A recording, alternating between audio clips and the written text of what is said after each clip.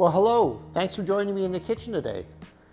We're at the end of September. Our harvest season in our garden is just about over, and I thought this would be a perfect morning to do up a little bit of tomato sauce and get it canned up. So we started getting tomatoes this year. It was later than most. We began getting ours in August, and we've had them pretty much up until this last week, and they're starting to fade off. So we eat them as quick as they're coming off the vine. But of course, when tomatoes start coming on really good, you can't keep up eating them. So what I've always done is just frozen them whole the way they are in the freezer. And that's what these bags are here right now. They're just all full of tomatoes. So we're gonna open one up here and we're gonna dump it into the bowl.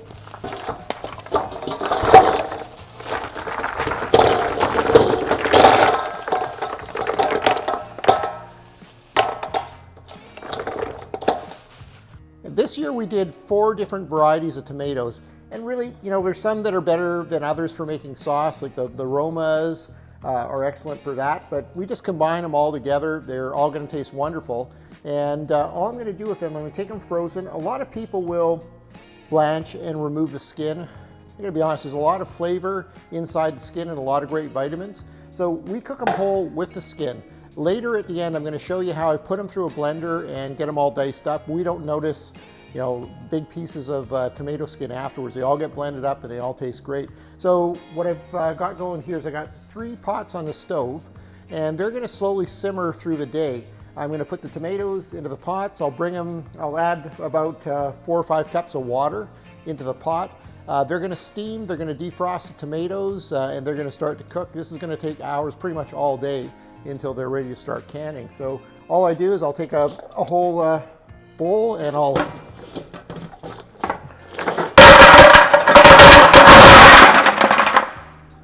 there we go, we'll stick them in. About 4 cups of water. Turn the heat up to high. Put a lid on top. And once it started to come up and start to boil on the bottom, I'll turn it down to medium and then lower and lower until they start to slowly break down and become a sauce. It's been a couple of hours that the tomatoes have been boiling. They're starting to break down a little bit. I'm going to add just a little bit of flavor into them. I've got 4 onions that I've just chopped up really coarsely. I'm going to put that into one of the pots. And I have 3 whole heads of garlic. And if you notice, all I've done is I've just peeled them. I'm not chopping them up. And I'm going to put them in just whole. The reason I'm doing that is we've still got a few more hours for it to cook and render down. So the flavors are going to come out of the onions, the flavors are going to come out of the garlic. The size of the pieces doesn't matter to me, because before we put them into the jars for canning, we're going to put them into a blender. It's all going to get chopped up nice and fine together. In every case, it's going to be different for how long you have to cook them for, because really, it's not that we're just trying to cook them. We're trying to evaporate the liquid out and get to the consistency that we want out of our tomato sauce. So that can really vary from home to home, the type of tomato you're using, and also the width of the pot versus the depth of the tomatoes and the liquid that are on the inside. The wider the pot, the more evaporation that's going to take place. But this is a labor of love when you're making tomato sauce. So often it's an all-day affair. You just go with it. It doesn't take a lot of work. There's only a few steps that you're doing. But every now and again, you got to check your pot, give it a stir, make sure that it's not starting to burn on the bottom. As the liquid evaporates and it starts to go down, you keep on turning the temperature down so that you're still getting the bubbling, you're still getting the evaporation, but you're not burning the bottom. Well, it's been almost 8 hours since I got started with it this morning, but we are finally finished the sauce. It has come out really beautiful, lovely texture inside of it. Now I've taken it, we started with 3 pots of tomatoes. Now they weren't full by the time they thawed down, but we've compressed that, reduced it down to 1 large pot that has all of the flavor of 3 pots condensed inside, and that will be wonderful to enjoy all through the winter. Now, if I didn't want to can this, I could put this mixture, once it cooled down, I could put the sauce into Tupperware containers. I could use Ziploc bags. I could put them into sealers and just not can them, but put them into a freezer. So they'll stay frozen and be good, good for a year if you make sure all the air is out of there. I want to can some of these so I don't have to take up a lot of room inside the freezer. So I've got a water bath canner with the water already boiling inside. I've got 7 sealers here that I'm going to start with. To make extra sure that we have enough acid to the sauce very safe and have no risk at all, I've put 1 tablespoon in each jar of concentrated lemon juice, and that's just going to increase the acidity level for you. I have also sterilized these jars with a boiling water bath, and I have the lids just sitting inside some lukewarm water inside this pot over here for putting on. And we're pretty much set to go. So I am going to fill up these 7 jars with the sauce, and I'm going to leave about ½ an inch of head space for them. And then I'll put the lid on and we'll screw on the top, put them inside this little holder. It'll hold 7 jars, and then we're going to drop them inside into the water bath, and we are going to process them for about 50 minutes. If we were at sea level or anywhere under 1,000 feet, we would be processing for 40 minutes. We're at about 1,100 feet here in Kamloops, so we're going to add an extra 10 minutes just to give it a little bit more safety. If you're canning at higher elevations, you can Google up, and there's charts for what you need to add extra for time as you go up in elevation. Now, if you have one, it can be really handy to use one of these canning funnels. It has a big top to it, and it just pours down inside. So there we go. Let's get started.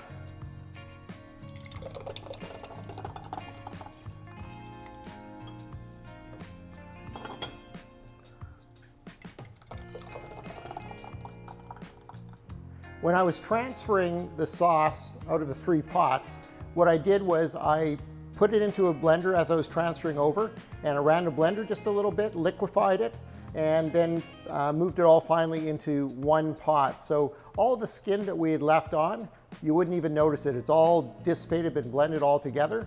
And same with the garlic and the onions. So that sauce now has all the flavors, and it has a perfectly smooth texture about it.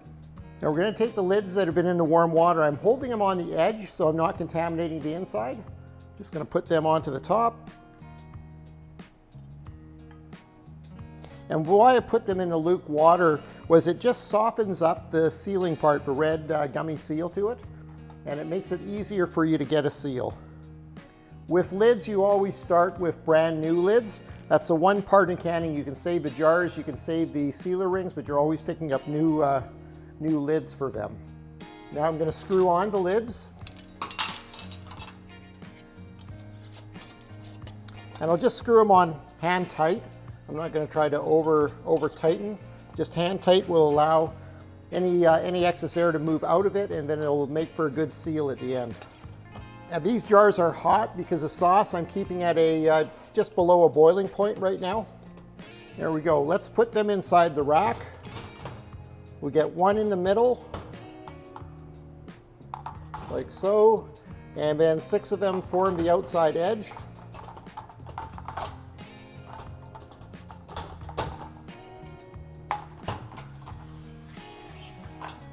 There we go. We can open up the water. And when I said drop them in before, what I really was meaning to say is we're going to lower them nice and slowly. There we go. And the water should come just over the top of them by maybe about ½ an inch. If you find that your water is starting to get a little bit too low, just add a little bit more boiling water to it. We're going to let that process now at a full boil. Once it comes up to a full boil, I'm going to turn the timer on for 50 minutes, and then we're going to remove them. Well, 50 minutes is up now. It's time to take the jars out of the boiling water. They'll be perfectly processed now. So I'm going to put some oven gloves so I don't burn my hands. I'm going to lift these gently out.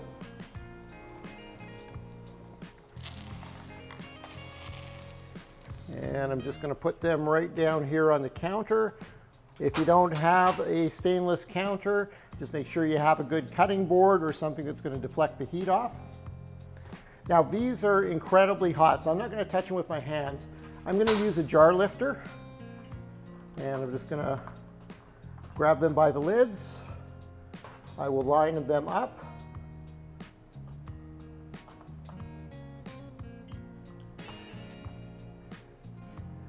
Those lids are going to seal as it cools down. We're going to start to hear a popping sound as the top of the lid drops down when a vacuum occurs inside as it cools. When you're taking out jars, there's a temptation sometimes to press on the top to try to press that lid down. Never do that, just let it go on its own. 99% of the jars are going to seal on their own. Once we put our jars down, we don't want to move them at all. We want to let them sit for about 24 hours before we touch them at all. And then after that, we'll go and we'll touch the tops to make sure each of them is sealed. If any of them, you can press them down and they pop back up, they haven't been sealed. So you can just, it means that the sauce is still fine. It just can't be left just to sit like the others. You're going to need to put it in the fridge and use it up, or stick it in the freezer. Majority of the time though, they do seal, but there are the odd exceptions.